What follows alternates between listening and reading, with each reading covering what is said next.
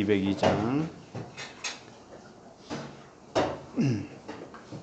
네, 한 번 더 부르죠. 하나님 아버지 주신 책은 귀하고 중하신 말씀일세. 기쁘고 반가운 말씀 중에 날 사랑한단 말 참 좋도다. 주께서 나를 사랑하니 즐겁도다. 주께서 나를 사랑하니 나는 참 기쁘다. 구속의 은혜를 저버리고 어긋난 땅 길로 가다가도 예수의 사랑만 생각하면 곧 다시 예수께 돌아오리. 주께서 나를 사랑하니 즐겁도다. 주께서 나를 사랑하니 나는 참 기쁘다. 구주의 영광을 바라보며 예수의 이름을 찬양하리. 영원히 찬양할 나의 노래 예수의 이름이 귀하도다. 주께서 나를 사랑하니 즐겁도다. 주께서 나를 사랑하니 나는 참 기쁘다. 주 예수 날 사랑하시오니 나 또한 예수를 사랑하네.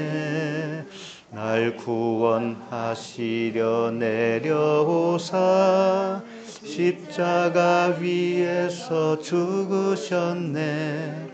주께서 나를 사랑하니 즐겁도다. 주께서 나를 사랑하니 나는 참 기쁘다. 주 예수 날 사랑하시오니 마귀가 놀라서 물러가네. 주 나를 이렇게 사랑하니 그 사랑 어떻게 보답할까. 주께서 나를 사랑하니 즐겁도다. 주께서 나를 사랑하니 나는 참 기쁘다. 네, 하나님 말씀 보시겠습니다. 누가복음 6장 17절부터 26절까지입니다. 누가복음 6장 17절부터 26절까지 우리 한 목소리로 읽겠습니다. 시작. 예수께서 그들과 함께 내려오사 평지에 서시니 그 제자의 많은 무리와 예수의 말씀도 듣고 병 고침을 받으려고 유대 사방과 예루살렘과 두로와 시돈의 해안으로부터 많은 백성도 있더라. 더러운 귀신에게 고난받는 자들도 고침을 받은지라. 온 무리가 예수를 만지려고 힘쓰니 이는 능력이 예수로부터 나와서 모든 사람을 낫게 함이로라. 예수께서 눈을 들어 제자들을 보시고 이르시되 너희 가난한 자는 복이 있나니 하나님의 나라가 너희 것이며 지금 줄인 자는 복이 있나니 너희가 배부름을 얻을 것이며 지금 우는 자는 복이 있나니 너희가 웃을 것이며 인자로 말미암아 사람들이 너희를 미워하며 멀리하고 욕을 너희 이름을 악하다 하여 버릴 때에는 너희에게 복이 있도다. 그날에 기뻐하고 뛰놀라. 하늘에서 너희 상이 큽니다. 그들의 조상들이 선지자들에게 이와 같이 하였느니라. 그러나 화 있을진저 너희 부요한 자여, 너희는 너희의 위로를 이미 받았도다. 화 있을진저 너희 지금 배부른 자여, 너희는 주리로다. 화 있을진저 너희 지금 웃는 자여, 너희가 애통하며 울리로다. 모든 사람이 너희를 칭찬하면 화가 있도다. 그들의 조상들이 거짓 선지자들에게 이와 같이 하였느니라. 아멘. 오늘 말씀 제목은 예수께로 나오는 능력입니다. 예수님에게서 나오는 능력이라는 뜻이죠. 이런 말씀이 있죠. 살리는 것은 영이니 육은 무익하니라. 내가 너희에게 이른 말은 영이요 생명이라. 이런 말씀이 있죠. 그러니까 살리는 것은 영이니 육은 무익하다라고 할 때 이 육이 뭐냐? 우리의 삶을 육이라고 하지 않습니다. 우리의 육체의 삶을 성경이 무시하거나 필요 없다거나 천하다든가 그런 말씀을 하시는 게 아니에요. 영과 육을 대조해서 말씀하시는 거죠. 그러니까 여기서 영이라고 하는 것은 그 뒤에 나오는 말씀, 너희에게 이른 말이 영이라고 그랬어요. 이게 이제 요한복음 6장 63절 말씀인데, 살리는 것은 주님이 우리에게 하신 말이라는 거죠. 그런데 그것이 말이 영이라는 거예요. 그럼 육은 무엇이냐? 육도 말은 말이에요. 그러니까 육이나 영이나 말이라는 거예요, 말. 근데 육이라고 할 때 그 육의 말은 율법을 말하는 거예요, 율법. 그러니까 율법으로는 우리를 살릴 수 없는 말이다, 이런 뜻이에요, 결국은. 그러면 어떤 말이 우리를 살리느냐? 율법 안에 있는 생명의 말씀이 있다, 이거죠. 그 율법 안에 감추어 놓은 생명의 말씀이 있는데, 그 말씀이 바로 우리를 살리는 말씀이다, 그런 뜻이에요. 그래서 이 성경 66권은 다 율법입니다. 문자대로 보면 다 율법이에요. 그러니까 문자 그대로는 우리를 살릴 수 없다라는 말씀이에요. 이 문자 안에 흐르고 있는 생명의 말씀이 있는데, 그것을 복음이라고 표현도 하고 언약이라고도 할 수 있고요, 그리스도의 말씀이다라고 표현도 합니다. 그 그리스도의 말씀이 우리를 살린다, 이거죠. 그래서 오늘 말씀도 문자 안에 있는 하나님의 진짜 생명의 말씀이 들어있다, 이거예요. 그 말씀을 들어야 살아난다는 거죠. 이제 이미 살아난 우리들에게는 그 양식을 먹어야 계속 살 수가 있다라는 거죠. 그런 측면으로 오늘 말씀도 보도록 하겠습니다. 그래서 오늘 말씀 본문으로 들어가기 전에 같은 누가복음이지만 11장 37절부터 잠깐 보도록 하겠습니다. 누가복음 11장 37절. 그러니까 아까 요한복음에서 살리는 것은 영이고 육은 무익하다라고 했는데, 이 육과 영의 대조해서 잘 보여주는 말씀이에요. 누가복음 11장 37절에 보면 예수께서 말씀하실 때에 한 바리새인이 자기와 함께 전심 잡수시기를 청함으로 들어가 앉으셨더니, 바리새인 한 사람이 예수님을 집으로 초대했죠. 식사 초대를 했습니다. 11장 38절, 잡수시기 전에 손 씻지 아니하심을 그 바리새인이 보고 이상히 여기는지라. 자, 손 씻는 것, 식사하기 전에 손 씻는 것은 율법이죠. 율법이고 정결 예식이고 우리 육체가 할 수 있는 그런 예법이죠. 이건 뭘까요? 이게 육이라는 거예요. 이렇게 하는 것이 육이라는 거죠. 그런데 39절, 주께서 이르시되 너희 바리새인은 지금 잔과 대접의 겉은 깨끗이 하나 너희 속에는 탐욕과 악독이 가득하도다. 자, 주님은 바리새인이 한 말에 대해서 뭐라고 하시느냐? 네가 지금 밥 먹기 전에 손 씻어야 된다고 하는 그 말은, 그걸 지켜야 한다고 하는 뜻은 무엇이냐? 잔과 대접의 겉을 깨끗이 하는 행위다 이거예요. 그러니까 율법 지킴은 잔과 대접으로 말을 할 때 겉을 깨끗하게 하는 행위에 불과하다 이거죠. 그리고 그러나 너희 속에는 탐욕과 악독이 가득하다 이렇게 말씀하신 거예요.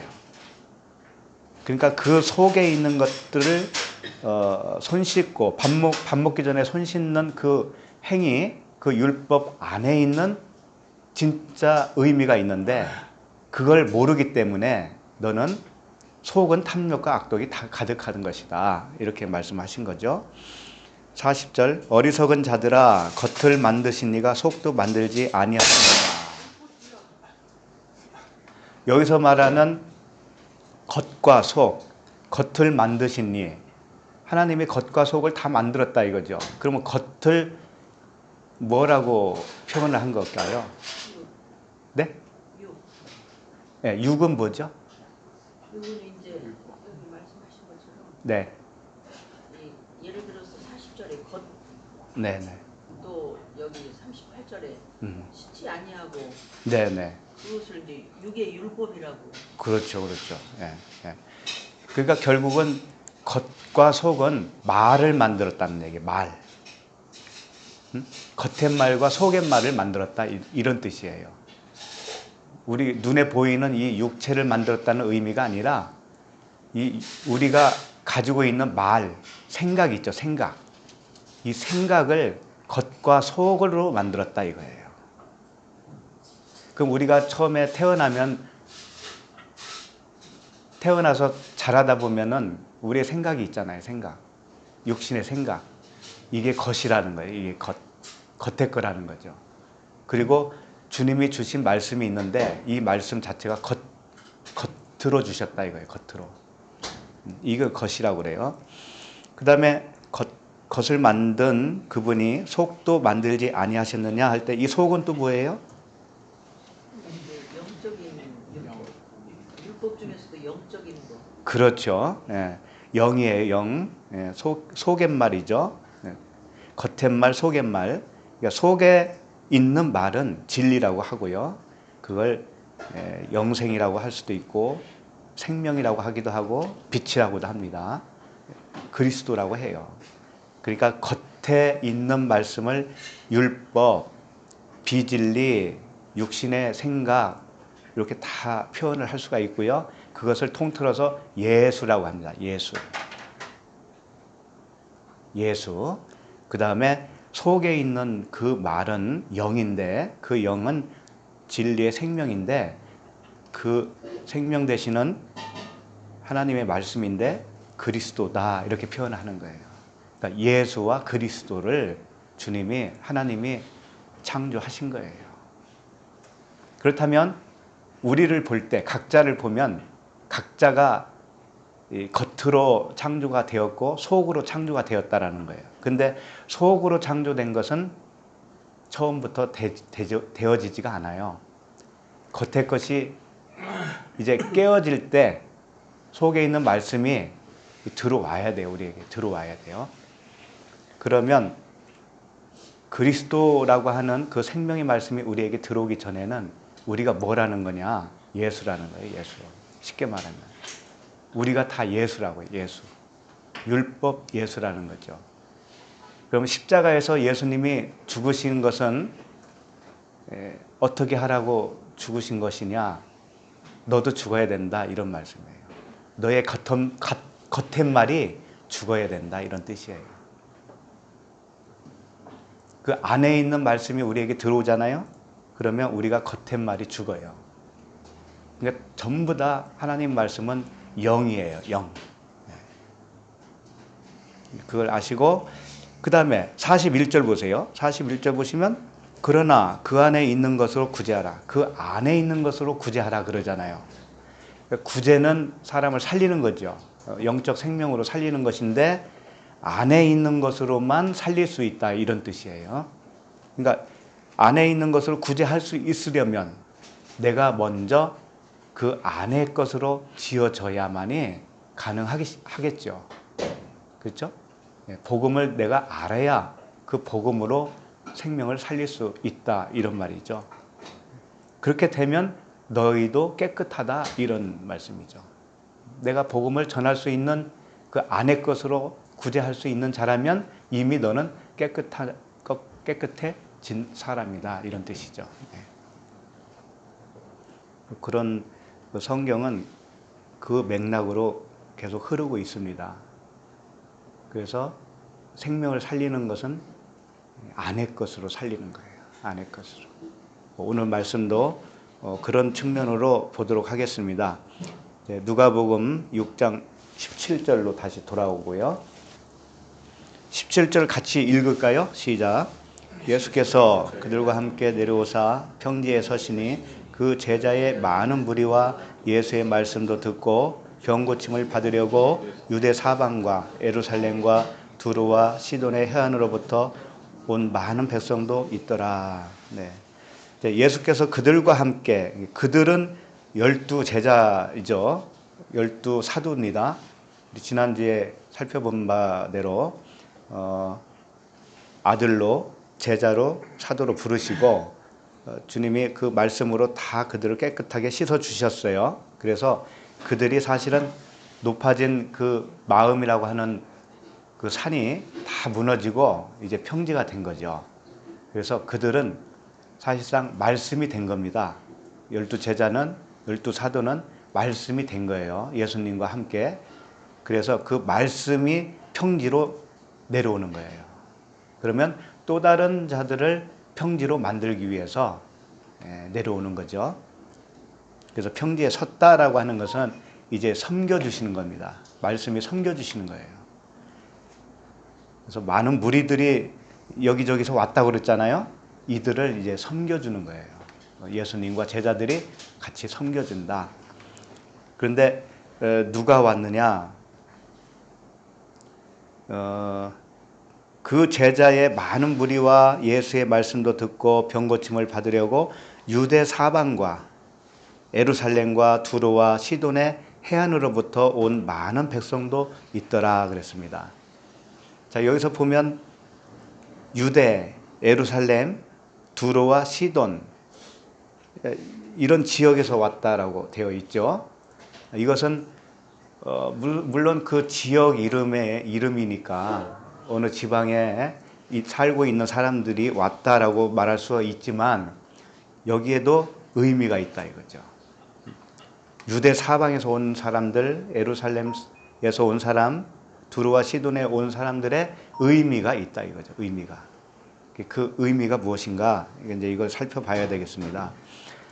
자, 이 말씀을 보니까 어떤 말씀이 생각이 나냐면 우리가 잘 외우고 있는 말씀이 생각나요.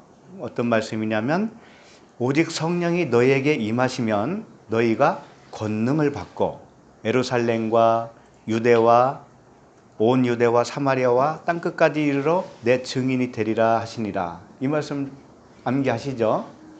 이게 사도행전 1장 8절 말씀이에요. 그런데 이 말씀을 문자대로 이해를 하게 되면 어떻게 되냐면 성령이 너에게 임하시면, 우리에게 성령이 임하시면 우리가 권능을 받는다 이거죠.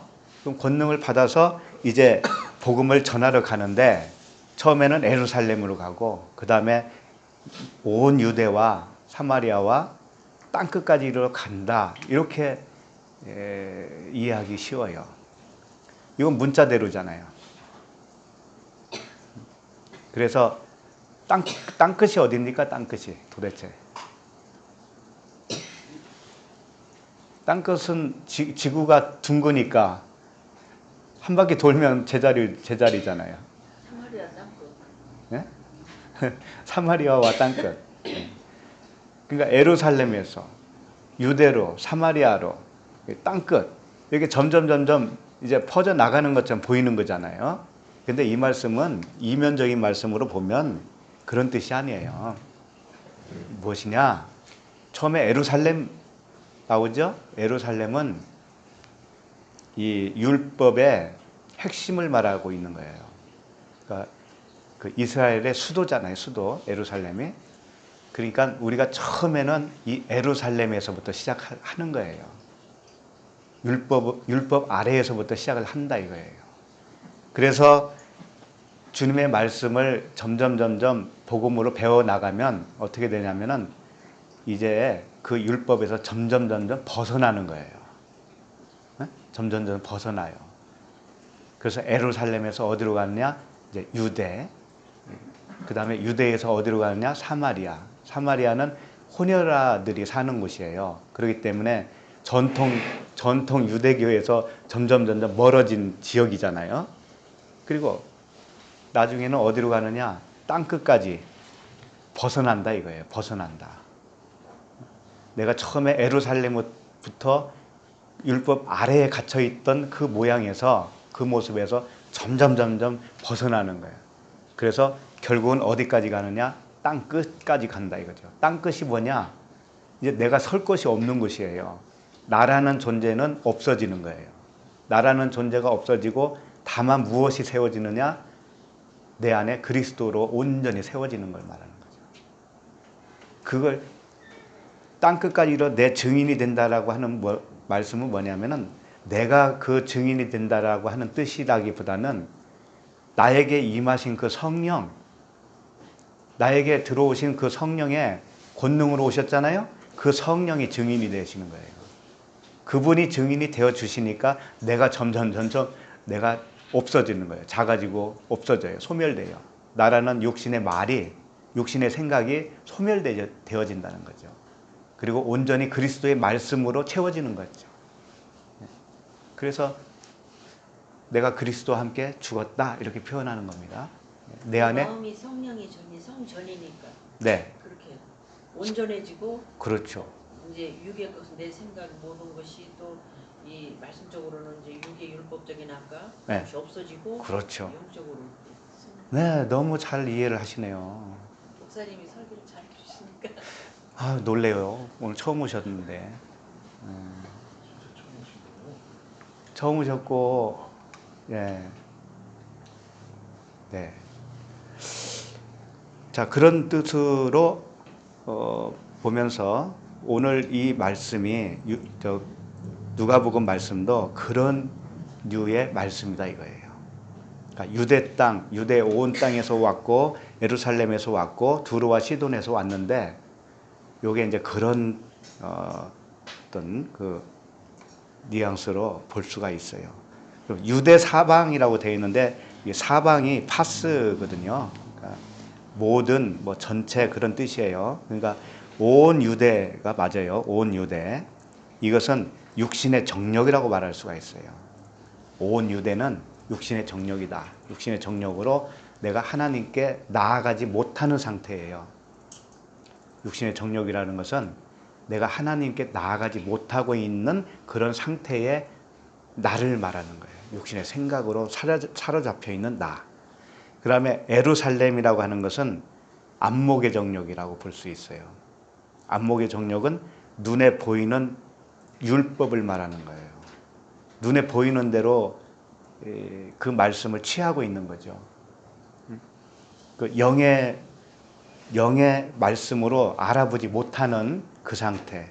이게 에루살렘이라는 거예요. 에루살렘. 그리고 두로와 시돈이 뭐냐? 이건 이생의 자랑이라고 볼 수가 있어요. 하나님과 한 영으로 연합되지 못한 상태. 그래서 내가 자랑하고 있는 상태예요. 나라고 하는 내 말이 하나님의 말씀을 대신해서 하고 있는 거예요. 이것이 나의 자랑이죠. 이생의 자랑. 그러면 두로는 무엇인가? 두로와 시돈 이걸 좀 살펴봤으면 좋겠어요. 두로는 티로스라고 하는데 초르라고 하는 단어와 같아요. 히브리어 초르. 초르는 바위, 부싯돌 이런 뜻입니다. 그러니까 벌써 바위, 부싯돌 나오면 뭔지 아시죠? 그리스도예요. 네. 반석, 바위, 부싯돌 돌칼 이런 것들이 다 그리스도를 예표하고 있는 그런 단어들이죠. 근데 이 초르는 추루라고 하는 단어에서 왔다고 그래요. 추루는 속박하다라는 뜻이에요. 속박. 그러니까 이걸 합치면 어떤 뜻이 되냐면 두루라고 하는 뜻은 예수 그리스도를 분명히 표현하고 있는 그런 단어인데 속박 당하고 있다 이거예요. 속박. 근데 그 속박에서 벗어나면 그리스도가 되는데 아직은 속박에 되어 있어요. 속박으로 묶여 있어요. 그러니까 율법 아래에 묶여 있다라고 하는 뜻이 두로라는 뜻이에요. 그럼 두로가 그 율법에서 속박에서 벗어나면 뭐가 되느냐? 그리스도라고 하는 반석이 된다 이거죠. 그러니까 두로는 역시 예수 그리스도를 표현하고 있다. 그러니까 두로에서 온 사람들이 고침을 받으러 왔다라고 하는 것은 그 속박에서 벗어나기 위해서 왔다 이거죠. 예수께 왔다. 응? 찾아왔다. 그럼 시돈은 뭐냐? 시돈은 치돈이라고 하는 단어인데 치돈, 고기를 잡는다 이런 뜻이에요. 고기를 잡는다. 그리고 기본 어근이 무엇이냐? 추드라고 하는 단어인데 추드는 사냥한다는 뜻이에요. 사냥하다. 그러면 시돈이라고 하는 의미가 결국 무슨 의미냐? 고기를 잡는다, 사냥한다 이런 뜻이에요. 사냥의 대가가 누군지 아세요? 사냥을 잘하는 사람. 네? 에서. 아유 잘하시네요. 여기서 말했을 제가 컨닝했어요. 에서 하려고 그랬어요. 네, 좋아요. 너무 좋아요. 에서. 그럼 에서가 사냥한다고 하는 것은 어떤 의미를 가지고 있을까요?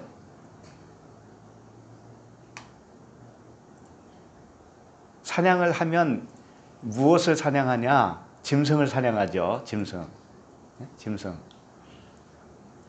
짐승으로 오신 분이 누군지 아세요? 우리가 짐승이잖아요. 다. 우리가 짐승이었잖아요. 우리들이 짐승이었는데 우리들을 살리기 위해서 오신 분이 예수님이시에요. 그 예수님이 짐승으로 오셨어요. 근데 그 사냥하는 자라는 뜻은 짐승을 잡는 자죠. 그러니까 율법은 우리를 어떻게 하는 역할을 하느냐? 죄를 깨닫게 하는 거잖아요. 죄를 깨닫게 되면 너는 죄인이잖아. 그럼 죄인은 뭐예요? 죽어야 마땅하잖아. 그거잖아요. 그러니까 율법은 사냥을 해서 죽이는 거예요. 우리를 사망으로 인도하는 사망의 법이 율법이에요. 그러니까 에서는 사냥한다고 한다는 의미는 그 율법을 의미하고 있는 거예요. 율법의 역할을 하고 있는 거죠. 그러니까 시돈이 뭐예요? 율법이라는 거죠. 시돈도. 두로도 그렇고 시돈도 그렇고 다 똑같은 의미를 띠고 있는 거죠. 결국은. 그리고 이제 해안으로부터라고 되어 있죠. 해안으로부터가 뭐냐면 파랄리오스라고 하는 단어인데 이게 어떤 단어와 합성어가 되어 있냐면 파랄로기조마이와 할스라고 하는 단어예요. 할스는 뭐냐? 소금이고요. 할스는 소금이에요. 그 다음에 파랄로기조마이가 무슨 뜻이냐? 말씀을 잘못 계산한다 이런 뜻이에요. 말씀을 잘못 계산했다 이런 뜻이에요.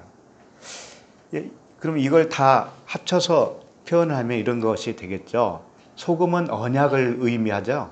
소금은 언약이죠. 이 언약이에요. 하나님의 말씀은 모두 다 언약인데 이 언약의 말씀을 잘못 계산하면 어떻게 되느냐? 율법이 된다 이거죠. 이 해안이라고 하는 단어 파랄리오스가 이 누가복음에 딱 한 번 나와요. 누가복음에만 나옵니다. 이 복음서 중에서. 그러니까 언약의 말씀을 잘못 계산해서 율법의 말씀으로 남아있는 상태가 이 해안이라는 뜻으로 번역을 하고 있습니다. 그런데 이 해안이 이제 벗겨지잖아요. 말씀이 계산이 잘 되잖아요. 그러면 어떤 의미가 되냐면 입술이라는 의미가 돼요. 해안이 입술. 입술은 뭐예요? 말이 나오는 것이죠. 그래서 예배가 뭐냐면 키스라고 하는 단어예요. 예배가 키스한다고 하는 의미예요. 그러니까 입술에서 뭐가 나오냐? 복음이 나온다. 말씀 계산이 잘 되어야 복음이 나오는 거예요. 그러면 그것이 예배다. 그리스도와 키스하는 것이다. 라는 의미예요.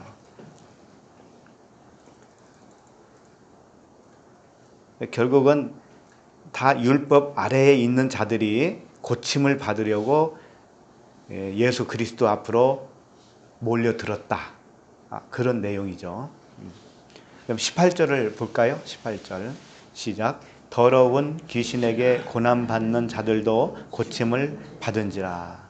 더러운 귀신 하니까 이게 아카다로토스 이렇게 되어 있어요.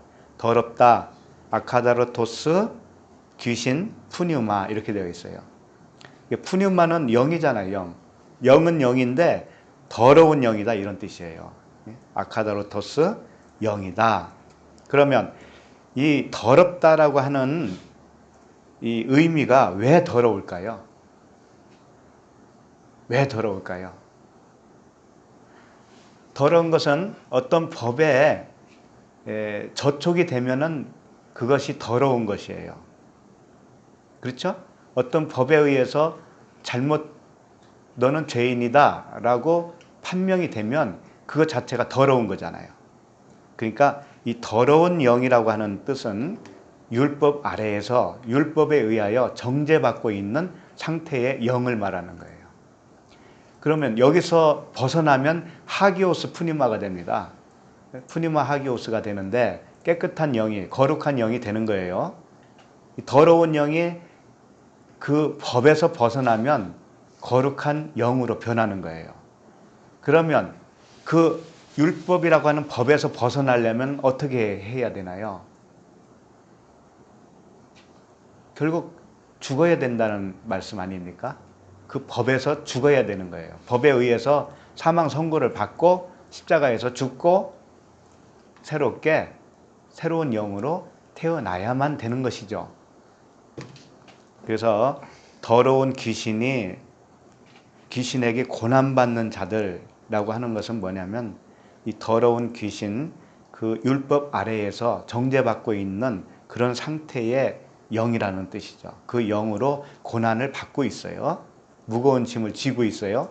이런 자들이 고침을 받았다 이겁니다.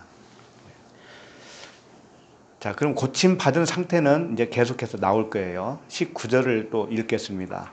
온 무리가 예수를 만지려고 힘쓰니 이는 능력이 예수께로부터 나와서 모든 사람을 낫게 함이로라.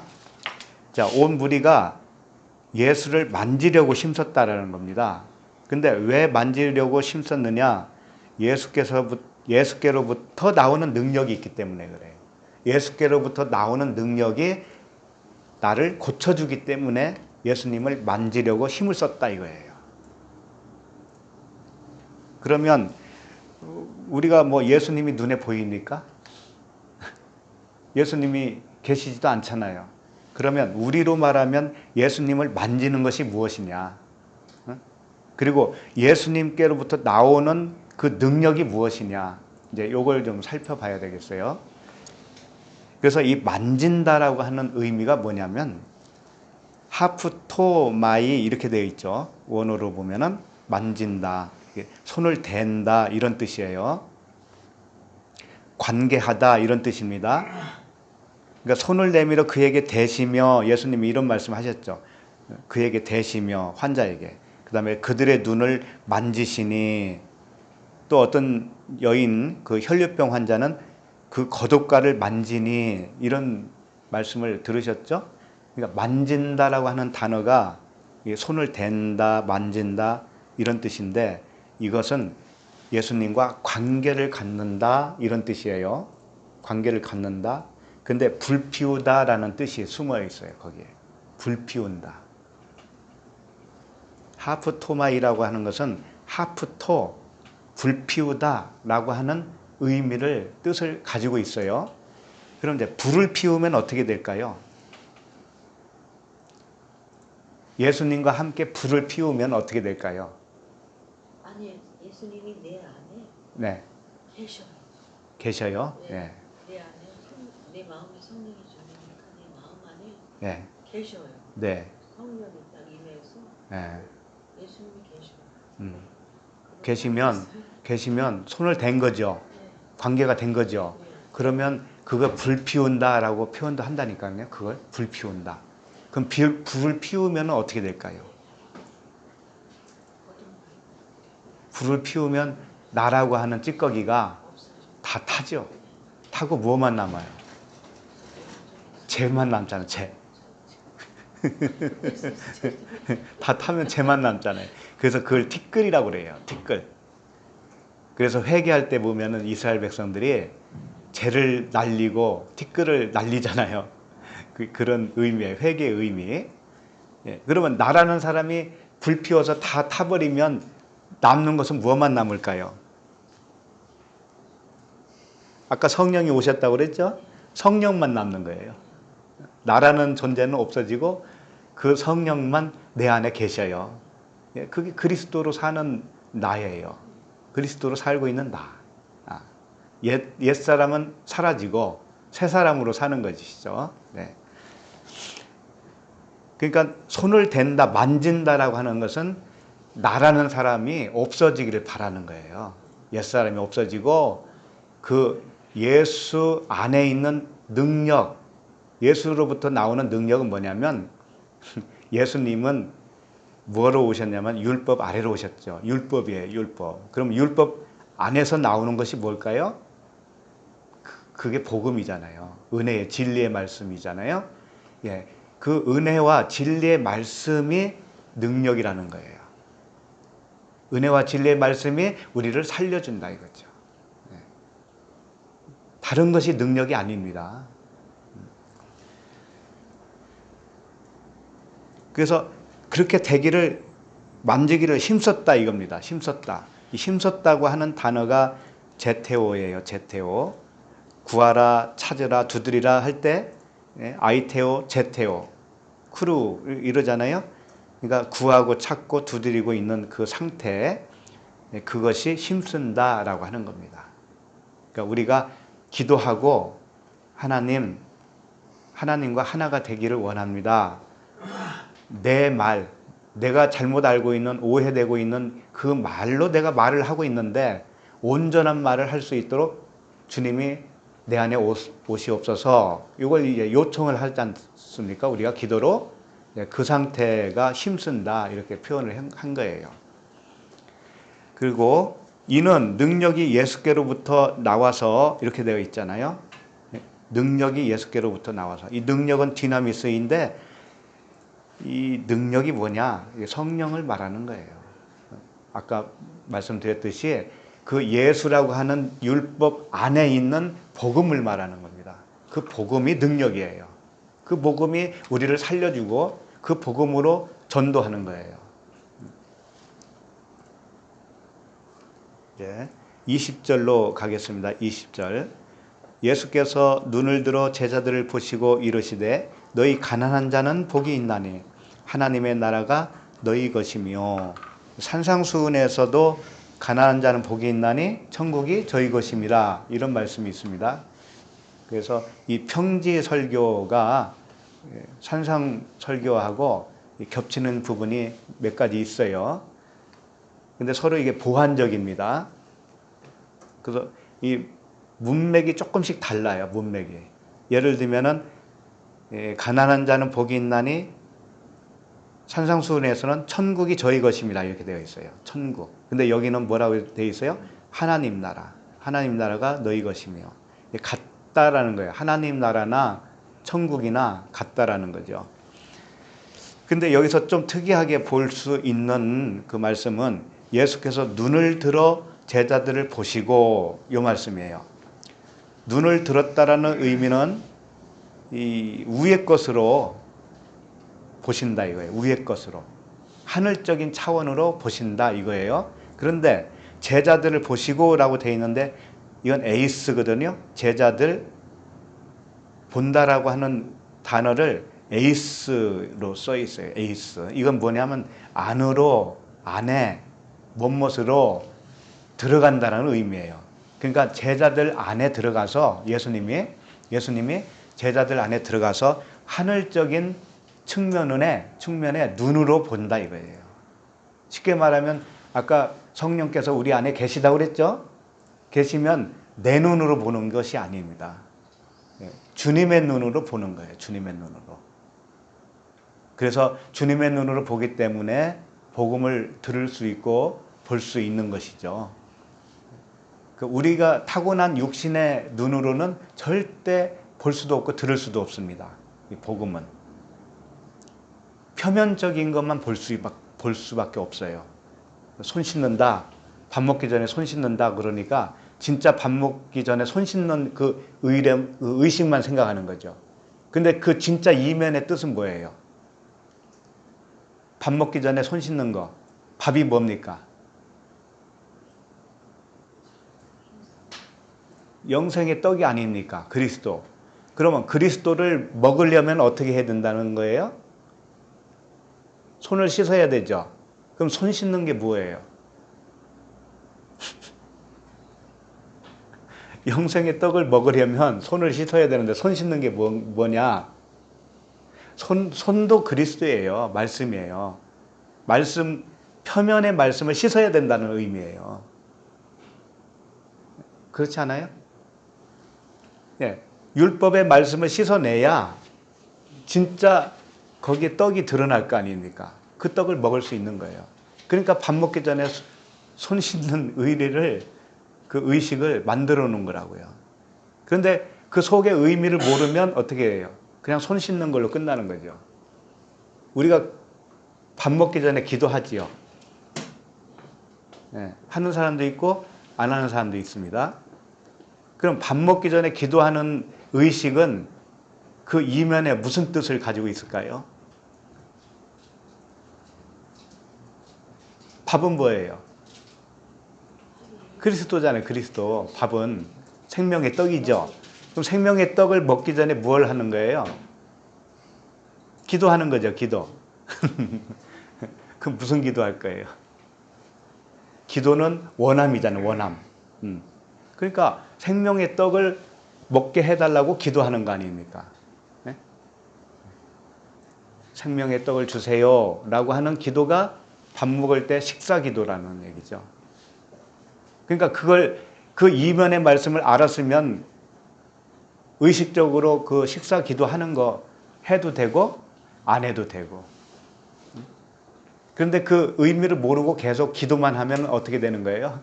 그 겉만 깨끗하게 하는 것이죠. 겉만. 다 그런 거라고요. 그래서 예수님이 이제 제자들 안에서 자신이 제자들의 눈이 되어주는 겁니다.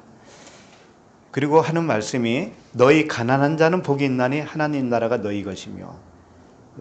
이제 원어를 보면은 마카리오이가 먼저 나오죠. 그 호이, 푸토코이, 바실레이아, 투테오 이렇게 되어 있죠. 그러니까 복이 있다라는 말씀이 먼저 나와요.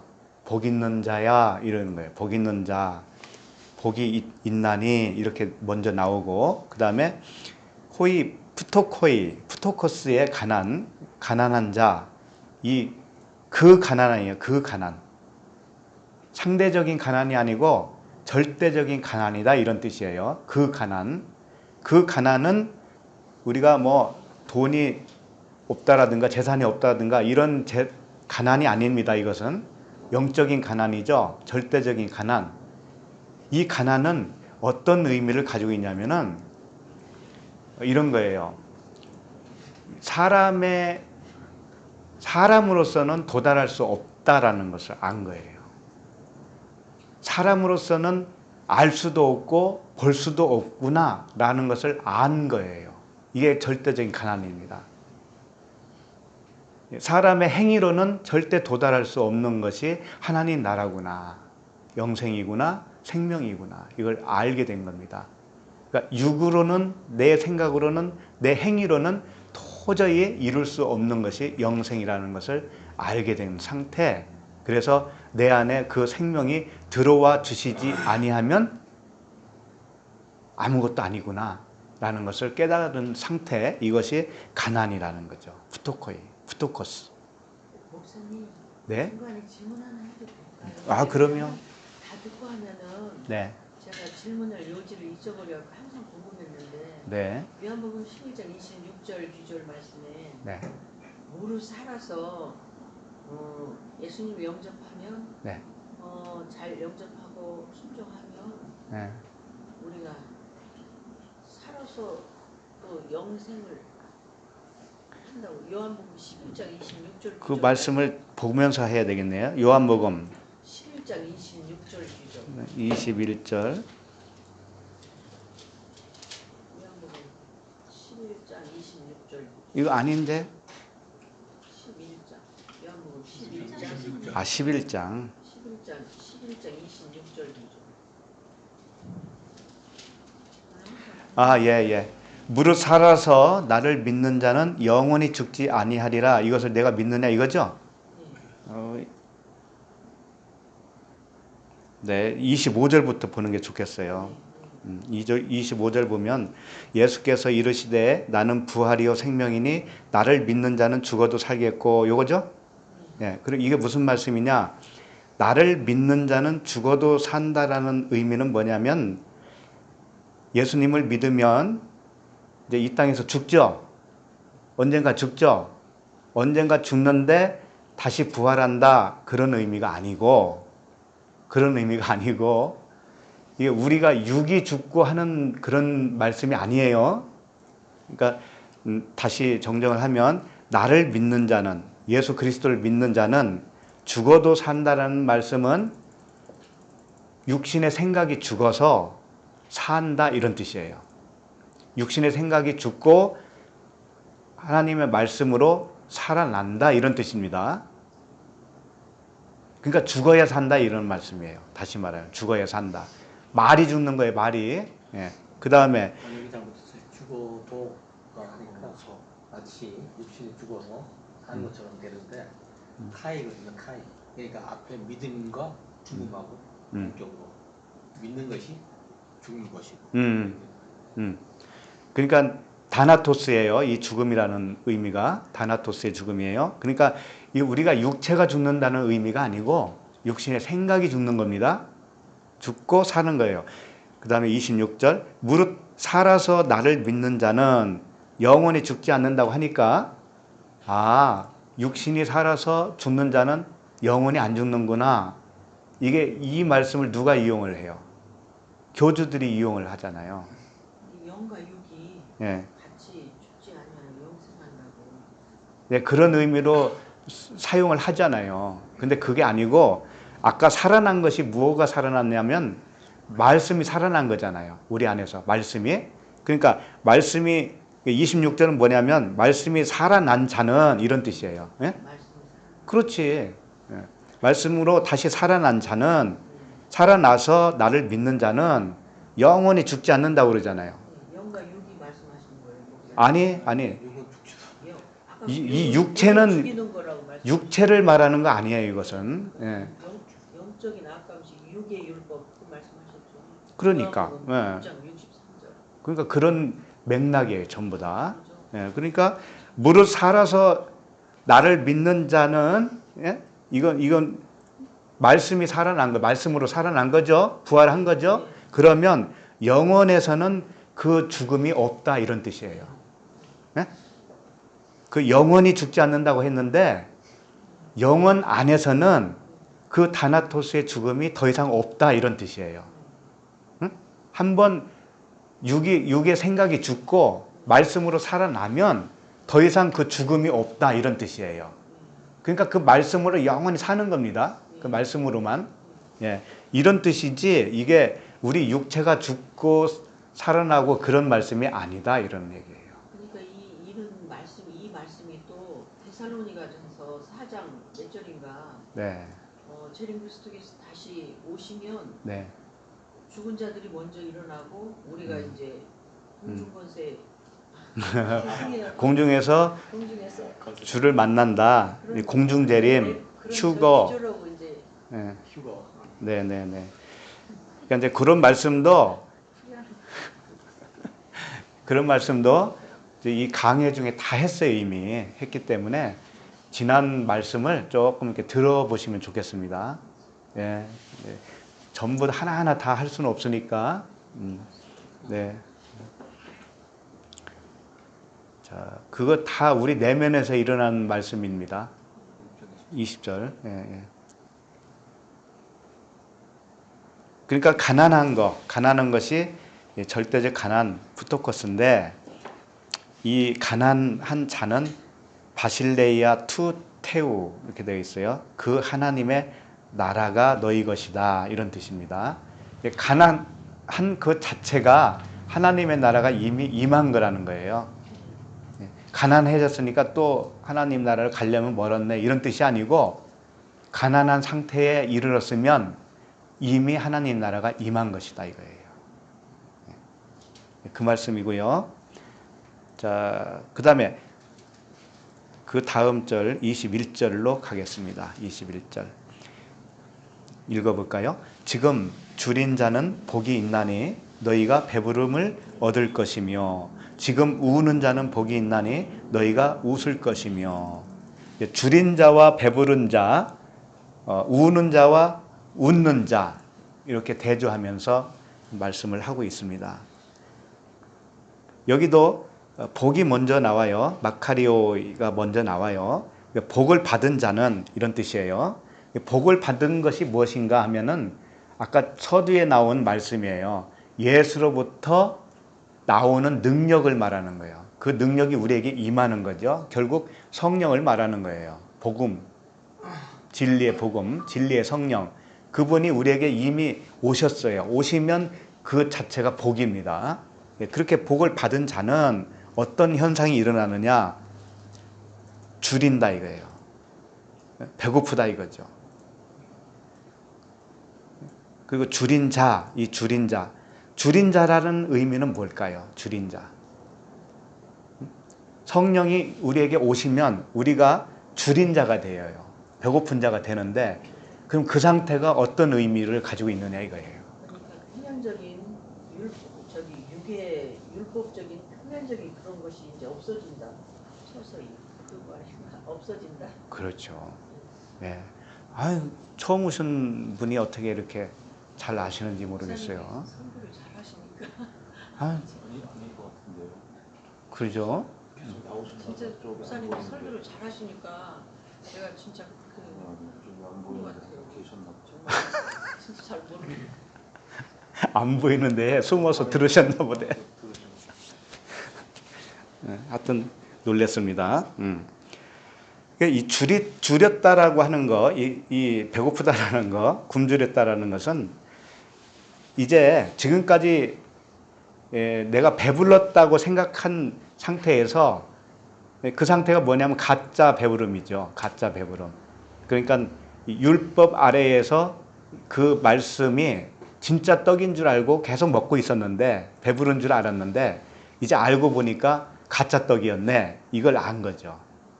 그러니까 내가 먹은 건 이제 없잖아요. 가짜를 먹었으니까 그동안에. 그런 상태를 깨닫는 그런 상태가 된 거죠. 그러면 그것이 뭐예요? 굶주린 상태죠. 그러면 이제 진짜 떡을 원하겠죠. 그런데 이미 그 상태가 어떤 상태냐면요. 배부른 상태예요. 그 굶주린 상태가 되어지면 이미 배부른 상태예요. 왜? 진리가 들어와서 그걸 깨닫게 됐잖아요. 그래서 지금이라고 하는 단어가 여기에 삽입이 된 겁니다. 지금. 줄인 자는 지금 배부를 것이다 이런 뜻이에요. 그 줄인 것과 배부름이 같다 이런 뜻이에요. 지금이라고 하는 것은 이 영원이라고 하는 시제가 들어있어요. 영원이에요. 영원. 지금이라고 하는 단어는 옛날의 지금이 아니고 이제 영원이라고 하는 그 차원에서의 지금이다 이거 현재다 이거죠.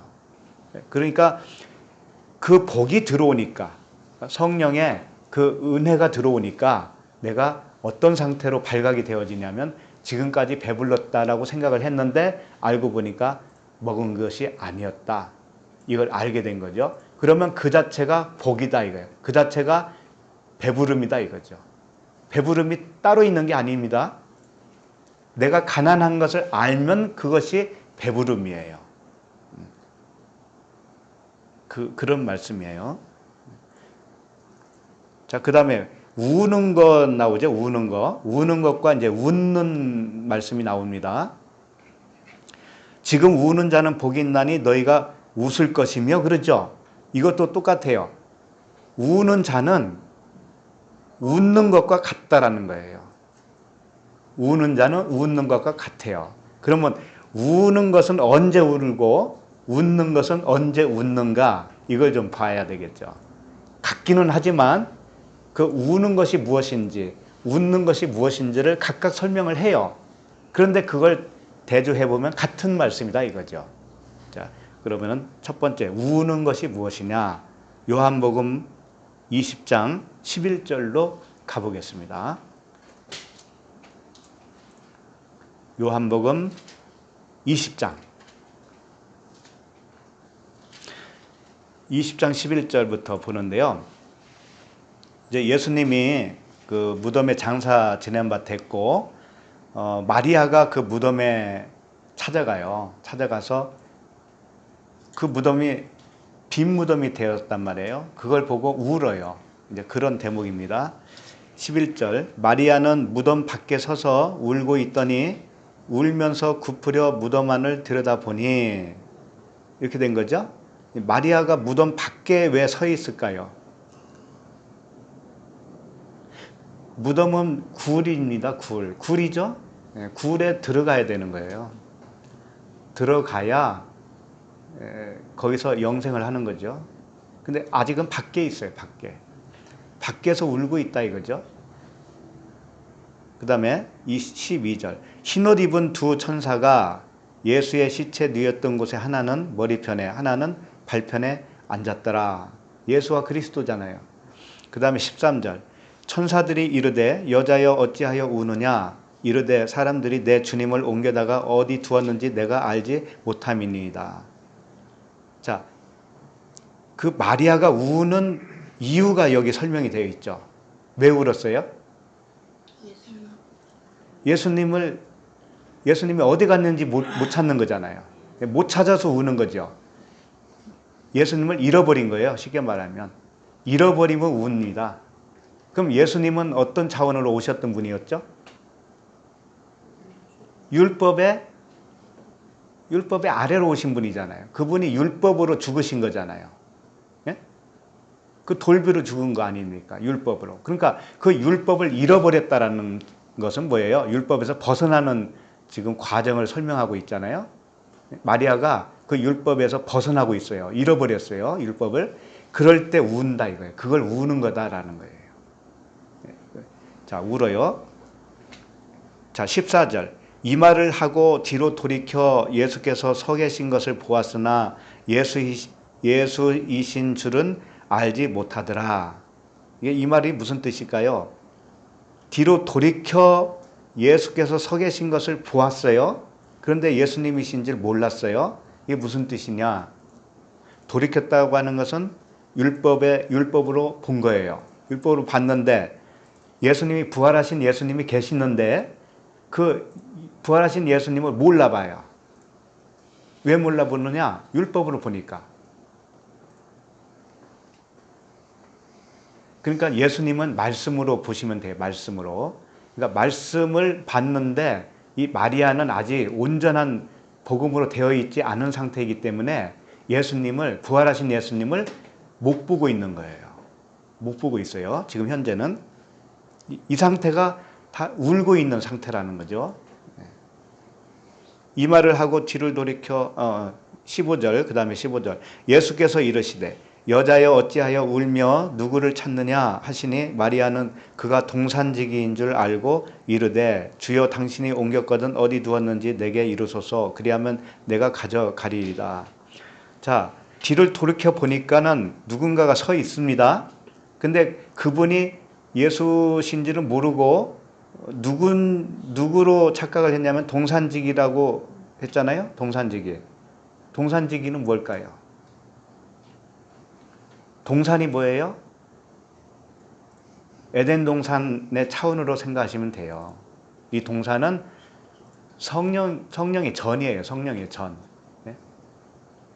하나님의 집이죠. 동산.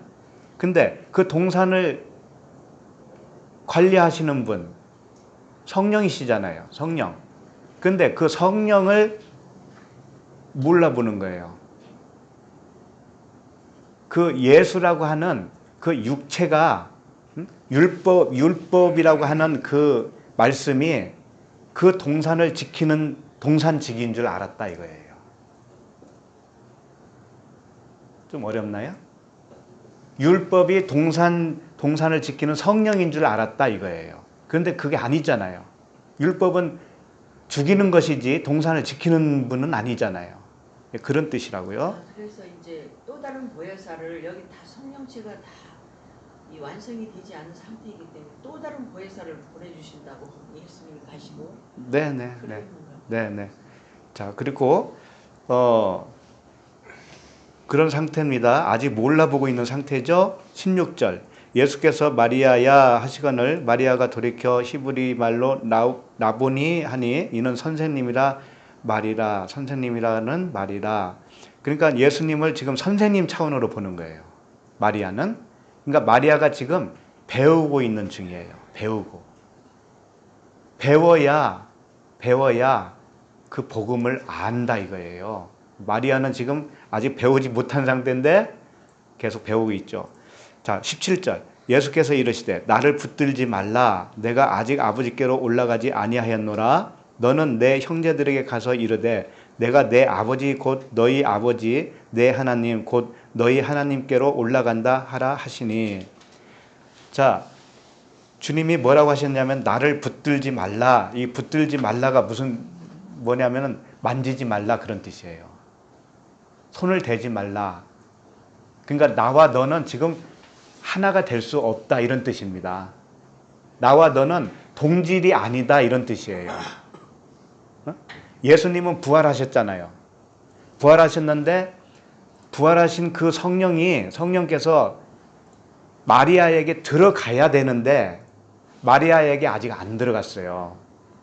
그럼 마리아에게 아직 안 들어갔기 때문에 손을 댈 수가 없는 거예요. 대면 안 되는 거예요. 무슨 뜻인지 알겠죠? 아까 누가복음에서 뭐라 했냐면 만지기를 힘썼다고 그랬잖아요. 그건 뭐냐면 그분이 나에게 들어오기를 구한 거잖아요. 힘썼다라는 것이 제테오라고 그랬죠. 구하는 거예요. 구하는 거. 그런데 그렇게 되어야 구한 대로 되어야 그 능력 되시는 성령이 내 안에 오시면 그때 손을 대는 거나 마찬가지예요. 그때는 만진 거란 말이죠. 그런데 주님이 지금 부활하셔가지고 성령으로 마리아에게 들어가야 되는데 들어가기 전이란 말이에요. 그러니까 만질 수가 있어요? 없어요? 없어요. 그러니까 만지지 말라라는 거죠. 붙들지 말라. 그러면서 하시는 말씀이 뭐냐면 내가 아버지께로 간다 이거죠. 그럼 아버지께로 가는 그 아버지는 어디에 계신 분이에요?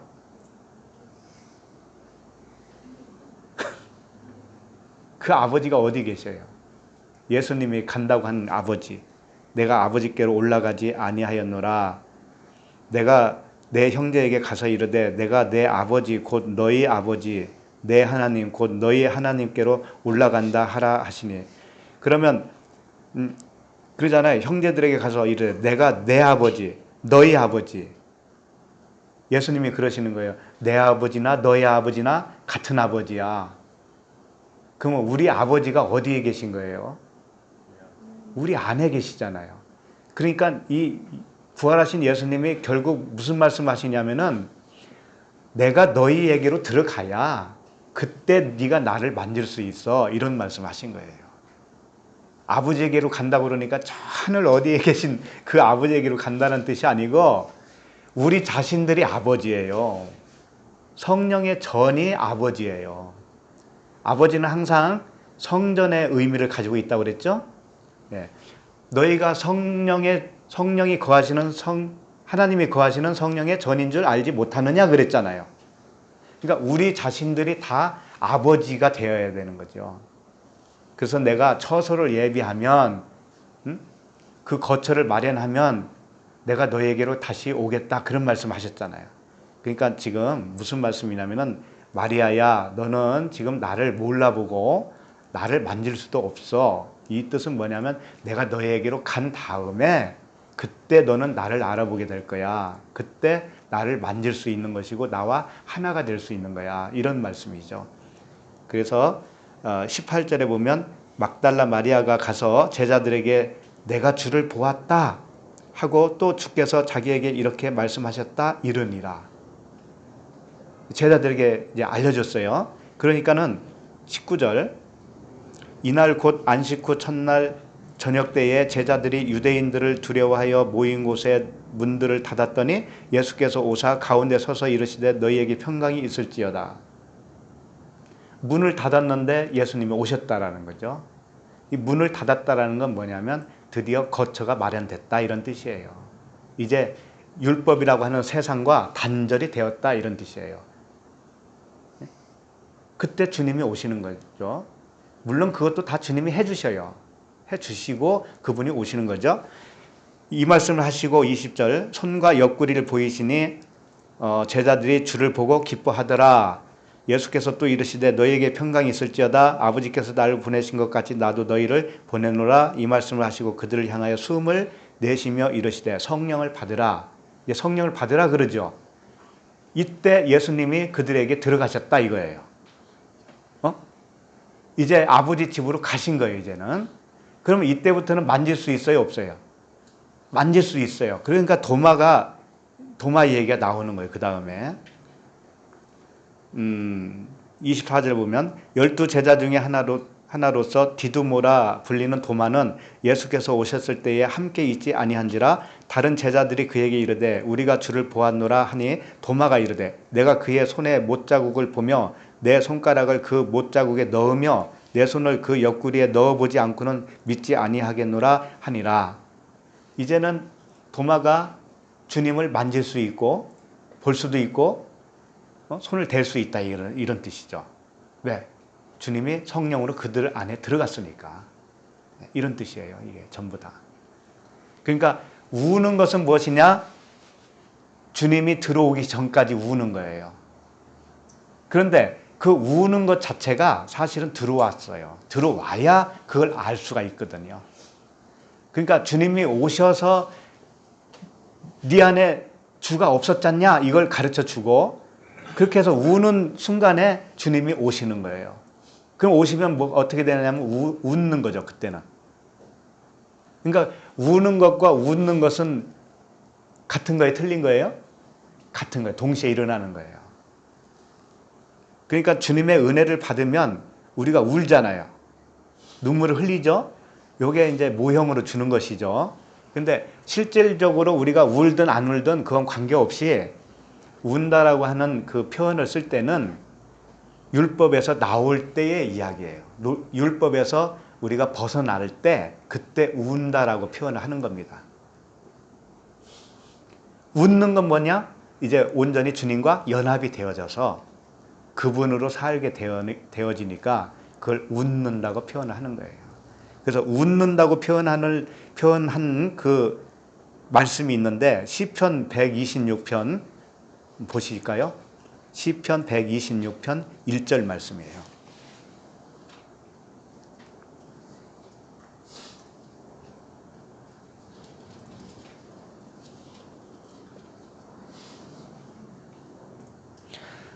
시편 126편 1절 여호와께서 시온의 포로를 돌려보내실 때에 우리는 꿈꾸는 것 같았도다. 2절 보면 그때에 우리 입에는 웃음이 가득하고 웃음이 가득하다고 나오죠.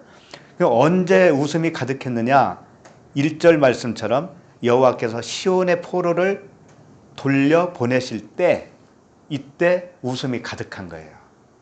그러면 왜 시온이라는 의미가 뭘까? 시온은 예루살렘을 다르게 표현할 때 시온이라고 그래요. 예루살렘 하면 겉의 것이고요. 시온 하면 예루살렘의 안의 것을 표현할 때 시온이라고 씁니다.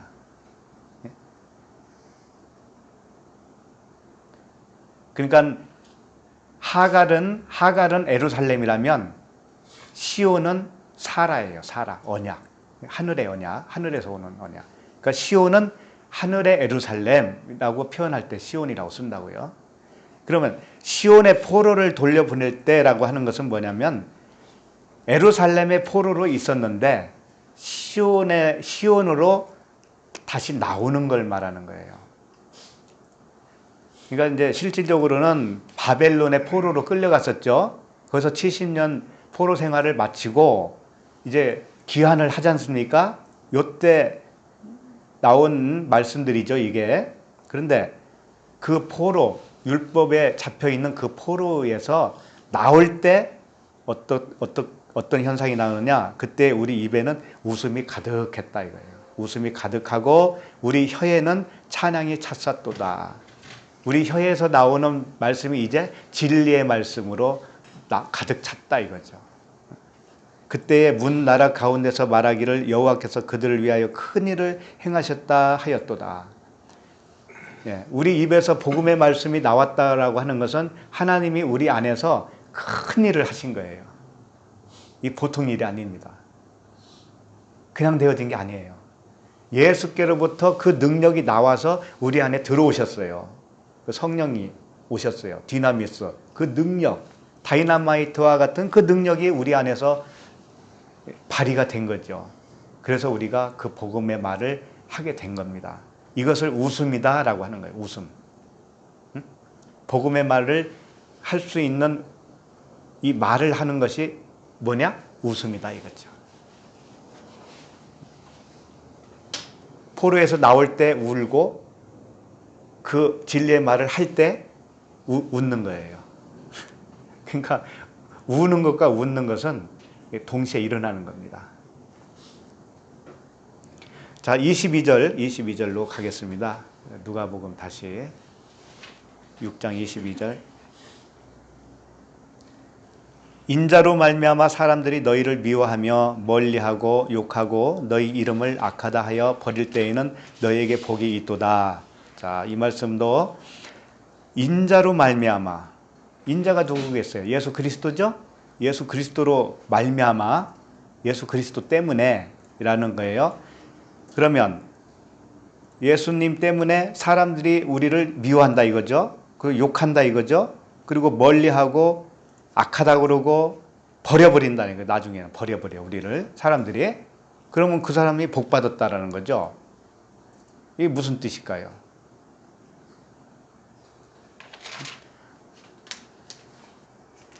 이걸 액면 그대로 문자대로 해석을 하면 이렇게 되겠죠. 아, 내가 예수 믿으니까 사람들이 예수 믿는 나를 미워하고 예수 믿는 나에 대해서 욕하고 예수 믿는 나를 악하다 그러고 나중에는 버린다. 모임에서 버려버린다. 이런 말이 되겠죠. 근데 실제로 이런 일이 다 일어납니까? 예수 믿으면 다? 아니죠. 너의 이름을 악하다 하여 버리는 그런 현상까지도 간 적이 있어요? 나는 그런 일 없던데. 그러니까 이것도 이면의 말씀을 잘 들으셔야 돼. 예? 그런 뜻이 아니고 뭐 다른 사람에게 핍박받고 그런 말이 아니에요. 이게 그런 말이 아니고 우리 내면에서 일어나는 말씀이에요. 자, 인자로 말미암아라고 하는 것은 예수 그리스도의 그 복음으로 말미암아예요. 복음으로. 그 능력 되시는 성령께서 우리 안에 들어오시는 겁니다. 들어오시면 실체가 드러나잖아요. 나의 실체가. 그러면 사람들이라고 하는 이 사람은 누구냐면은 바로 나를 얘기하는 거예요. 내가 나에 대해서 또는 그 율법이 나를 이렇게 하는 거예요. 율법은 뭐예요? 죄를 깨닫게 하는 거잖아요. 그러니까 그 율법이라고 하는 사람들이 내 안에서 뭘 하느냐? 나를 미워한다 이거예요. 나를 미워해요. 그러면 내가 미움을 받는 자가 되었잖아요. 율법에 의해서. 율법은 죄를 깨닫게 하는 거니까 내가 그 율법에 의해서 미움을 받게 된 자죠. 내 목숨을 미워하게 된다고요. 그렇죠? 네, 그렇게 되고 그 다음에 멀리하고 욕하고 멀리하고 욕하고는 뭐겠어요? 나의 옛사람을 멀리하고 나의 옛사람을 욕하는 거죠. 왜? 내 옛사람은 죽어야 된다는 것을 이제 깨닫게 되었으니까. 그렇게 될 거 아닙니까? 그리고 너의 이름, 처음 이름을 말하는 거예요. 육신의 생각이라고 하는 처음 이름, 율법이라고 하는 처음 이름을 악하다 하여 버릴 때에는 이렇게 되는 거죠. 그러니까 쉽게 말하면 율법에서 이제 사망 선고를 받고 율법에서 떠나가는 거예요. 떠나간다 이거예요. 그렇게 되는 자는 복이 있다 이런 뜻이죠. 그러니까 그 인자가 들어와야만이 이 일이 생긴다라는 거예요. 우리가 율법 아래에 있지만 그 율법만 가지고는 되지 않는다라는 거예요. 율법은 하나의 기준이고 그 기준을 다시 재해석해주는 성령이 오셔야만이 내가 그 율법에서 벗어날 수가 있는 거예요. 그런 말씀이 되는 겁니다. 이걸 먼저 해주신 분이 누구냐? 예수님이시죠. 그분이 이제 그 어떤 그 스토리상으로 사람들에게 미움을 받고, 그렇죠? 사람들에게 욕을 먹고, 사람들에게 악하다 여김을 받고, 사람들에게 버림받아서 십자가에서 죽으시잖아요. 본인이. 그것은 하나의 모형적으로 우리에게 보여주는 거예요. 그 일이 내 안에서 똑같이 일어나는 겁니다. 그래서 결국은 내가 버림받는 자가 되는 거죠. 버림받아야 마땅하구나 라는 것을 깨닫는 자가 되죠. 내가. 그러면 그 마음이 가난한 자고 그 마음이 굶주린 자가 되는 것이고 그 마음이 낮아진 자가 되는 거 아니겠습니까? 그렇게 만들어준다 이거죠. 그렇게 만들어주면 복받은 자다 라는 것입니다. 결국은 낮은 자리로 우리를 몰아가는 거예요. 몰아가고 그 위에 누가 서시냐? 주님이, 주인 되시는 주님이 나 대신 주인이 되어주시는 거죠. 처음에는 내가 나의 주인이었잖아요. 그래서 이런 말씀이 있습니다. 요한복음 15장 18절 보시면 세상이 너희를 미워하면 너희보다 먼저 나를 미워한 줄을 알라 이런 말씀이 있어요. 세상이 너희를 미워한다라는 의미가 뭘까요?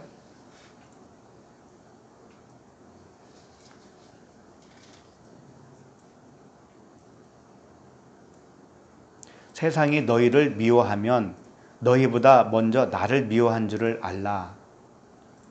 그러니까 이제 유대 율법적인 바리새인 서기관 같은 바벨론 교회 이제 그런 사람들이 미워하면 네. 그거 하는 거예요. 박사님 죄송해요. 나름대로 얘기. 율법이 나를 미워한다. 세상이 믿지 아니하는 세상 이런 세상. 그렇게 보이지요. 그게 아니고 세상도 나예요. 세상도 나고 세상이 나라는 세상, 내가 나를 미워하는 거예요. 내가 나를 미워해야 되잖아요. 그래야 내 목숨을 버릴 거 아닙니까? 그렇죠? 내가 나를 미워하면 사실은 누구를 미워한 거냐면은 예수님을 미워한 거하고 똑같은 거예요. 그러니까 나라고 하는 것도 말씀이라고 그랬죠. 말씀. 내가 말씀으로 지은 바 되었으니까 율법이라고 하는 말씀이에요. 율법이라고 하는 말씀을 미워하면 누구를 미워한 것이 되냐면 우리를 위해서 죽어주신 예수님을 미워한 거예요. 그렇게 되어야 되겠어요? 안 되어야 되겠어요? 그렇게 되어야 돼요. 그래서 예수님과 내가 같이 죽는 거예요. 같이 죽어야 마땅하구나 이렇게 되는 겁니다. 자, 그 다음에 요한복음 7장 7절을 보시면 이런 말씀이 있어요. 요한복음 7장 7절에 세상이 너희를 미워하지 아니하되 나를 미워하나니 이는 내가 세상의 일들을 악하다고 증언함이니라. 이렇게 되어 있어요. 이건 또 무슨 말씀이냐? 세상이 너희를 미워하지 아니하되, 세상이 너희를 미워하지 않는다라는 의미가 뭐냐면 예수님이 그리스도로 성령으로 나에게 오시지 않으면 나라고 하는 세상이 나를 미워할 수 없다라는 뜻이에요. 그리스도께서 성령으로 내 안에 오시기 이전까지는 세상이 너희를 미워할 수 없다. 그러니까 나라는 세상이 나를 미워할 수 없다라는 거예요. 그런데 나를 미워하나니 이는 내가 세상의 일들을 악하다고 증언하였느니라. 그러니까 성령께서 나에게 오셔서 세상이 악하다라고 증언을 해주실 때 비로소 미워할 수 있어요. 그러니까 이게 무슨 말씀이냐? 성령께서 우리 안에 오시기 이전에는 내가 나를 미워하는 자가 되어야 되는데 그렇게 될 수가 없다라는 거예요. 결국은 누가 다 해주셨다는 말씀을 하고 싶은 거냐면 그분 예수 그리스도께서 우리에게 오셔서 이런 일들을 하신다 이거예요. 이런 일을 해주신다. 그분의 눈으로 그분의 귀로 들어주시는 거예요. 그분이 내 안에 오셔서. 그럴 때 내가 버려져야 할 육신의 생각을 버려져야 할 나로 이제 그때는 알게 되는 거죠. 그래서 이 요한복음 12장 25절에 마지막 이렇게 말씀하셔요. 자기의 생명을 사랑하는 자는 잃어버릴 것이요 이 세상에서 자기의 생명을 미워하는 자는 영생하도록 보존하리라. 이런 말씀하셔요. 자기 생명을 미워해야 되는 거예요. 그래야 영생하는 그 생명을 진짜 생명을 얻을 수 있다 이거예요. 결국은 무슨 말씀을 하고 있느냐? 육신의 생각이 버려져야 새 생명을 얻을 수 있다 그런 건데요. 근데 네 스스로는 할 수 있는 것이 아니다. 그분이 오셔서 가능하다 이런 뜻이죠. 오셔야만이 가능하다. 자, 시간이 좀 갔지만 누가복음 다시 6장 23절을 보겠습니다. 23절.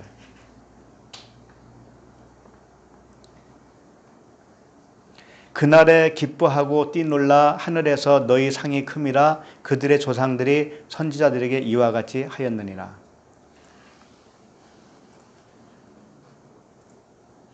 그날에 기뻐하고 뛰놀라. 이제 기뻐하고 뛰노는 게 뭘까요? 그날에는 뭐겠어요? 22절에서 말씀하신 대로 버림을 받을 때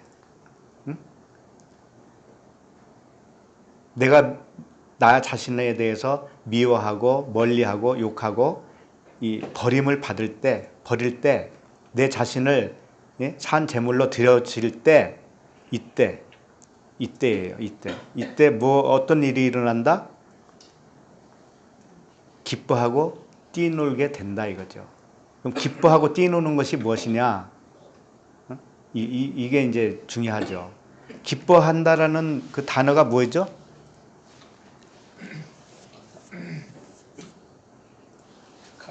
카이로죠. 이 빌립보서 1장 18절에 보면 이 말씀에 대해서 잘 설명해 놨어요. 빌립보서 1장 18절을 보시면 그러면 무엇이냐? 거칠애로 하나 참으로 하나 무슨 방도로 하든지 전파되는 것은 그리스도니 이로써 나는 기뻐하고 또한 기뻐하리라. 여기 기뻐하고 또한 기뻐한다 이런 말씀이 나오죠.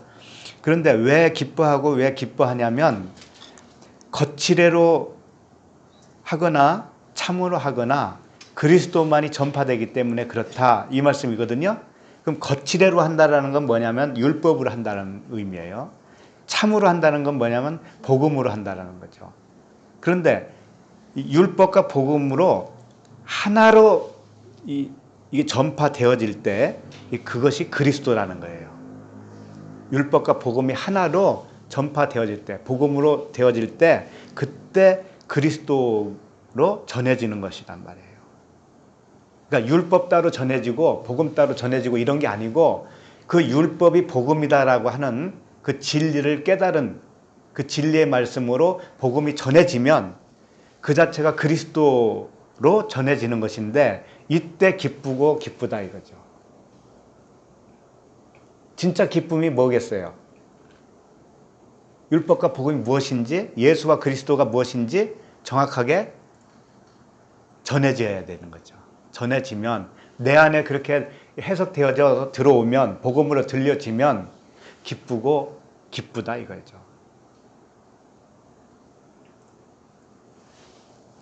이게 기쁜 거예요. 이게 진정한 기쁨이라는 거죠. 이게 의정부에서 2시간씩 걸려서 오시는데 이렇게 오래 걸려서 힘들게 오시는 이유가 뭐겠어요? 기쁘기 때문에. 이 말씀 들을 때가 기쁘기 때문에. 그거 아닙니까? 그거 아니면 못하러 오시겠어요? 진짜 기쁨이거든요. 그리고 띠놀라는 뭘까? 띠놀라. 스키르타우라고 돼 있죠. 그 해석이 뭐라고 돼 있습니까? 띠놀라. 도약하다 깡충 뛰다. 네, 도약하다 깡충 뛰다. 근데 위로 뛴다라고 할 때 항상 진리로 일어선다라고 하는 의미로 받아들이면 좋아요. 진리로 하늘적 차원으로 뛰는 거예요. 뛴다라고 하는 것은. 그래서 이 말씀을 잘 표현한 그 구절이 있는데 누가복음 1장 41절인데 제가 읽어드릴게요. 누가복음 1장 41절 1장 41절에 엘리사벳이 마리아가 문안함을 들음에 아이가 복중에서 뛰노는지라 엘리사벳이 성령의 충만함을 받아 이렇게 기록하고 있어요. 엘리사벳이 세례 요한을 임신했잖아요. 근데 마리아가 문안하러 왔어요. 그러니까 배에서 그 세례 요한이 뛰는 거야. 그때 뛴다라는 단어예요. 그 왜 뛰었을까? 성령의 충만함을 받았다 이거죠. 44절을 보면 보라 내 문안하는 소리가 내 귀에 들릴 때에 아이가 내 복중에서 기쁨으로 뛰놀았도다 이렇게 되어 있어요. 그러니까 예수 그리스도가 오고 있잖아요. 세례 요한에게 다가오고 있죠. 세례 요한이 그 소리를 들었어요. 그 소리를 들었을 때 뛰어놀았다 이거죠. 세례 요한은 율법이라면 예수님은 그리스도잖아요. 이게 하나로 같이 연합이 되어질 때 그때 뭐가 일어나느냐? 뛰게 된다 이거죠. 기뻐서 뛰게 된다 이거죠. 그 말씀이에요. 기뻐하고 뛰논다 이런 의미는 율법 안에 있는 복음을 진리를 은혜의 진리를 발견할 때 그때 기쁘고 뛰는 거예요. 그 말씀을 이렇게 표현한 거죠. 근데 너희 상이 큽니다 그랬습니다. 그때 그렇게 되면 너희 상이 크다 이거예요. 그러면 이 상이 뭘까요? 상이 복음으로 인해서 기뻐서 뛰고 기쁨이 왔는데 그때 상도 주어진다라는 거예요. 상도. 상이 뭘까요? 네? 영생. 영생의 상이죠. 영생의 복음 맞아요. 그런데 여기서 상은 미스도스, 품삯을 얘기합니다. 이제 임금, 보상 그런 의미예요. 근데 이 상을 좀 더 이해하기 쉽게 로마서 4장 4절 말씀을 제가 읽어드립니다. 로마서 4장 4절에 이런 말씀이 있어요. 일하는 자에게는 그 싹이 은혜로 여겨지지 아니하고 보수로 여겨지거니와 이렇게 되어 있어요. 자, 일하는 자는 누구냐면 율법 아래에 있는 자예요. 율법 아래에 행위로 하나님께 영광 돌리려고 하는 사람이에요. 그런 자는 그 싹이 은혜로 여겨지지 않고 보수로 여겨진다는 의미예요. 그럼 보수는 뭐냐면 빚이라는 뜻이에요. 빚. 쉽게 말해서 율법 아래에 있는 사람은 이렇다라는 거죠. 내가 하나님께 이렇게 했으니까 당연히 하나님이 나에게 이걸 줄 거야 라고 생각하는 사람이에요. 내가 하나님께 이만큼 헌신했기 때문에 하나님은 나에게 이만큼 복을 줄 거야. 반드시 줘야 맞아. 이렇게 생각하고 있는 사람이에요. 그런데 그걸 하나님은 항상 은혜였다라는 거죠. 근데 은혜를 싹시라고 여기서 표현을 했다고요. 그 싹시 은혜로 여겨져야 된다 이거예요. 그 싹시. 그러니까는 다른 말로 말하면 오늘 상이라고 했죠. 상이 이제 싹시라고 그랬죠. 그 상은 뭐냐? 은혜라는 거예요. 은혜. 기쁘고 뛰고 놀랍고 그렇게 하나님 앞에서 춤을 출 때 무엇가 주어지느냐면 상을 준다고 그랬잖아요. 그 상은 뭐냐? 은혜라는 거예요. 은혜. 은혜라고 하는 상을 준다 이거죠. 그러니까 좀 더 주님의 그 복음을 깊이 깨달아 가면 갈수록 그 사람에게는 은혜가 더해진다는 거죠. 아, 이것도 은혜였구나. 저것도 은혜였구나. 그래서 우리의 입술의 고백은 뭐냐면 모든 것이 다 은혜구나, 은혜로다 라는 단어밖에는 나오지 않는다 이거죠. 모든 것이 다 은혜구나, 은혜. 이렇게 고백되어질 수밖에 없다 이거죠. 23절 끝에 보면 그들의 조상들이 선지자들에게 이와 같이 하였느니라 그러죠. 그들의 조상들이 파테르예요. 아버지라는 뜻이에요. 그들의 아버지가 선지자들에게 이와 같이 하였다라는 의미는 뭐예요? 그들을 욕하고 핍박하고 그들을 버리고 그랬다는 얘기잖아요. 선지자들을. 예수님이 오셔서 핍박을 받았잖아요. 누구들에게? 그 바리새인과 서기관들에게 핍박을 받았잖아요. 버림바 되었죠.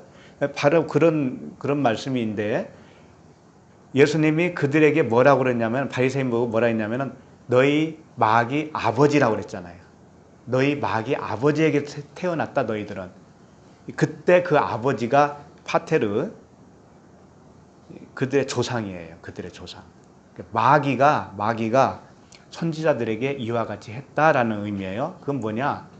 그 파테르 아버지는 보이는 성전을 말하는 거예요. 그러니까 율법을 말하는 거예요. 율법. 그 율법이 선지자들에게 어떻게 했느냐? 버렸다 이거죠. 선지자들에게 너는 죄인이야. 너는 욕먹어야 싸. 이렇게 했다 이거예요. 그래서 선지자들은 복음으로 나올 수밖에 없다 이런 뜻이죠. 우리도 다 그렇게 되어야 그것 자체가 기쁨과 즐거움이고 뛰어노는 것이 되는 거예요. 결국은 핍박받고 환난 받는다는 의미가 뭐냐면 율법 아래에서 정죄받고 거기서 죽고 나와서 복음으로 다시 태어나는 걸 말하는 거예요.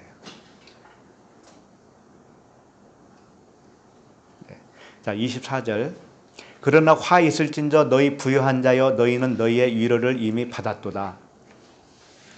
자, 여기서는 예수님이 이제 복음을 좀 반대 측면으로 말씀을 하고 있어요. 같은 말씀인데 반대로 말씀을 하고 있어요. 거꾸로 어떻게 말씀을 하고 있냐면 자, 화 있을진저 너희 부요한 자여 너희는 너희의 위로를 이미 받았도다. 이 말씀은 뭐냐면 이런 거죠. 너희들이 이제 화를 당할 건데 너희들은 스스로 부유하다고 생각하지 않니? 그러면 너희들은 화를 당한 거야. 그럼 너희들은 이제 큰일 난 거 아니냐? 이런 뜻으로 보일 수밖에 없어요. 이 단어가, 이 말씀이. 근데 그게 아니라는 거죠. 자, 그 다음 절을 보시면 돼요. 그 다음 절을 보시면 25절 화 있을진저 너희 지금 배부른 자여 너희는 주리리로다. 화 있을진저 너희 지금 웃는 자여 너희가 애통하며 울리로다. 쉽게 말하면 화를 당해야 굶주린 자가 되고 화를 당해야 애통하며 우는 자가 된다 이거예요. 그러면 굶주리고 우는 자는 어떻게 된다고 그랬어요? 굶주린 자는 어떻게 된다고 했어요? 배부르게 된다고 그랬고 우는 자는 어떻게 된다고 했어요? 웃는 자가 돼요.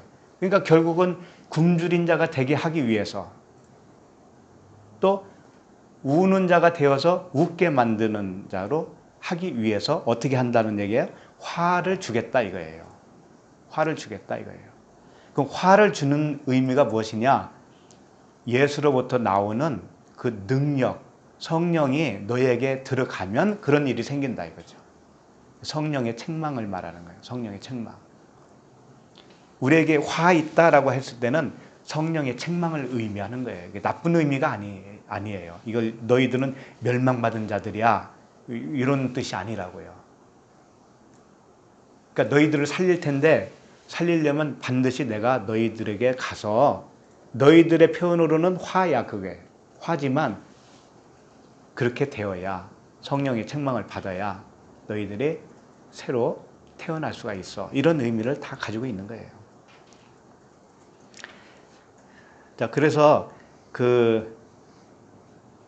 이런 말씀을 하셨어요. 예수님이 부자는 천국에 들어가기가 어렵다고 그랬잖아요. 예, 부자는 천국에 들어갈 수가 없어요. 그럼 부자는 무엇이에요? 어떤 상태가 부자냐? 이걸 말씀에서 다 말씀하셨어요. 요한계시록 3장 17절에 이런 말씀하셨어요. 내가 말하기를 나는 부자라 부여하여 부족한 것이 없다 하나. 이제 이런 사람이 있다라는 거죠. 나는 부자고 부여하여서 부족함이 없어. 이렇게 하는 사람이 있다 이거죠. 그럼 그런 사람이 어떤 사람이냐? 내 공고한 것과 가련한 것과 가난한 것과 눈먼 것과 벌거벗은 것을 알지 못하는도다. 너의 그 상태, 원래의 상태를 네가 지금 깨닫지 못하고 있구나. 이런 사람이 뭐라는 거예요? 부자라는 거죠. 부자는 천국에 들어갈 수 없어요. 그래서 이 부자를 하나님이 어떻게 하시겠느냐? 화를 줘서 가난한 자로 만들겠다. 이런 뜻이에요. 그러니까 오늘 말씀도 다 그 복음의 말씀이죠. 화 있을진저 그러니까 너 큰일 났어 이제. 너는 멸망받을 자식이야. 이런 말씀의 투가 아니고 내가 너에게 들어가서 너를 일깨워서 가난한 자로 만들고 우는 자로 만들어서 정말 진짜 부유한 사람으로 만들고 진짜 웃는 사람으로 만들 거야. 이런 말씀이에요. 그렇게 아시면 되겠습니다. 26절 모든 사람이 너희를 칭찬하면 화가 있도다. 모든 사람이 너희를 칭찬하면 화가 있도다. 그들의 조상들이 거짓 선지자들에게 이와 같이 하였느니라. 자, 거짓 선지자들에게 당신 말이 맞습니다 라고 칭찬을 했다라는 거예요. 그럼 이게 좋은 걸까요? 나쁜 걸까요? 잘한다라고 칭찬을 했어요. 칭찬을 받았습니다. 거짓 선지자가. 그러면 이게 좋은 걸까요? 나쁜 걸까요? 자, 우리를 생각해 보면 이렇게 말할 수가 있습니다. 그 전에 우리가 열심히 신앙생활을 한 시절이 있었습니다. 그렇죠?